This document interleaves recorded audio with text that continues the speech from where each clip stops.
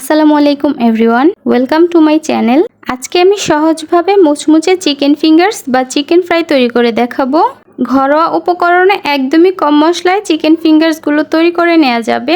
যেহেতু বাচ্চারা চিকেনটা অনেক বেশি পছন্দ করে, তাই আপনারা একদমই ঝটপটভাবে এই চিকেন ফ্রাইটা তৈরি করে দিতে পারবেন। একদমই নতুন আর সহজ ওয়েতে রেসিপিটি আপনাদের সাথে শেয়ার করার চেষ্টা করেছি। এইভাবে একবার এই চিকেন ফিঙ্গার্সটা বাসায় তৈরি করে দেখবেন, পরিবারের ছোট থেকে বড় সবাই খুবই পছন্দ করবে। তাহলে আর কথা না বাড়িয়ে আমি রেসিপিতে চলে যাচ্ছি। চিকেন ফিঙ্গার্স তৈরি করার জন্য আমাদের এখানে লাগবে হাড় ছাড়া মুরগির বুকের মাংস। এখানে আমি 500 গ্রাম মুরগির বুকের মাংস নিয়ে নিয়েছি, আর মাংসগুলোকে আমি একটু চিকন আর লম্বা করে কেটে নিচ্ছি। তবে আমি এই মাংসগুলোকে একদমই চিকন করে ফেলিনি। আপনারা একটু খেয়াল করলে বুঝতে পারবেন যে আমি ঠিক কিভাবে করে নিয়েছি। এবার আমি এই মাংসগুলোর মধ্যে দিয়ে দিচ্ছি রুম টেম্পারেচারে থাকা একটা ডিম, দিয়ে দিচ্ছি হাফ চা চামচ লাল মরিচের গুঁড়া, দিয়ে দিচ্ছি হাফ চা চামচ আদা বাটা, রসুন বাটা দিয়ে দিচ্ছি হাফ চা চামচ, দিয়ে দিচ্ছি সয়া সস 1 টেবিল চামচ, টমেটো সস দিয়ে দিচ্ছি 1 টেবিল চামচ, দিয়ে দিচ্ছি 1 টেবিল চামচ লেবুর রস, লবণ দিয়ে দিচ্ছি হাফ চা চামচ অথবা স্বাদ মতো। যেহেতু আমি এখানে সয়া সস দিয়েছি, তাই লবণটা একটু বুঝে দিতে হবে, কারণ সয়া সসে লবণ থাকে। এবার আমি এখানে দিয়ে দিচ্ছি 1/4 টিস্পুন গরম মশলার গুঁড়া, দিয়ে দিচ্ছি হাফ চা চামচ কালো গোলমরিচের গুঁড়া। এখন আমি চিকেনের সঙ্গে এই সব মশলাগুলোকে খুব ভালো মতো মিশিয়ে নিব। সব কিছুকে ভালো মতো মিশিয়ে নেওয়ার পর এবার আমি এই চিকেনগুলোকে রেস্টে রেখে দেব 10 মিনিটের জন্য। আর এই 10 মিনিটে আমি কোটিংয়ের জন্য বাকি প্রিপারেশনটা করে নিব।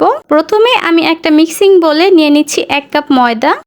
এরপর এখানে দিয়ে দিচ্ছি 1 চা চামচ লাল মরিচের গুঁড়া, লবণ দিয়ে দিচ্ছি 1/4 টিস্পুন, দিয়ে দিচ্ছি হাফ চা চামচ কালো গোলমরিচের গুঁড়া।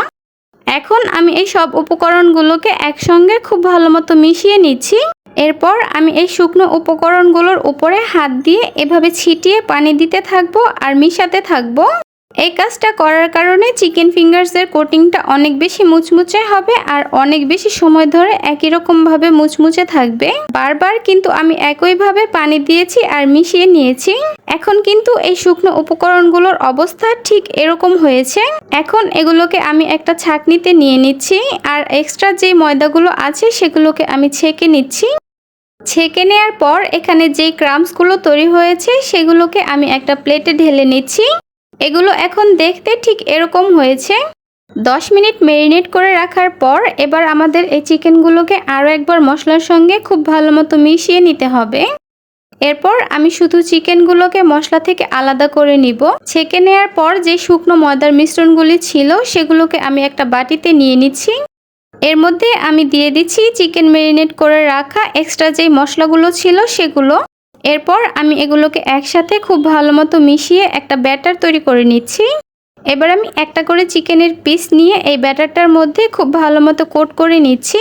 এপাশ ওপাশ চারপাশ খুব ভালো মতো কোটিং করে নিতে হবে। এই কোটিংটা ভালো না হলে কিন্তু পরের কোটিংটাও ভালো হবে না। এবার তৈরি করে রাখা ক্রাম্বসগুলোর মধ্যে আমি একটা করে চিকেন দিয়ে এভাবে খুব ভালো মতো কোটিং করে নিচ্ছি।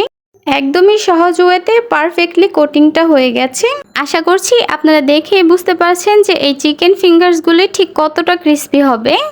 এখন আমি এগুলোকে ভাজতে চলে যাচ্ছি।